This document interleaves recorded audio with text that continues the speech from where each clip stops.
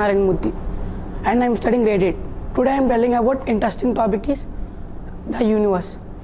The universe contains stars, planets, and etc. The universe exact size is unknown. The universe contains 90% of black energy and black matter. The galaxy. There may be a galaxy 100 billions of in the universe.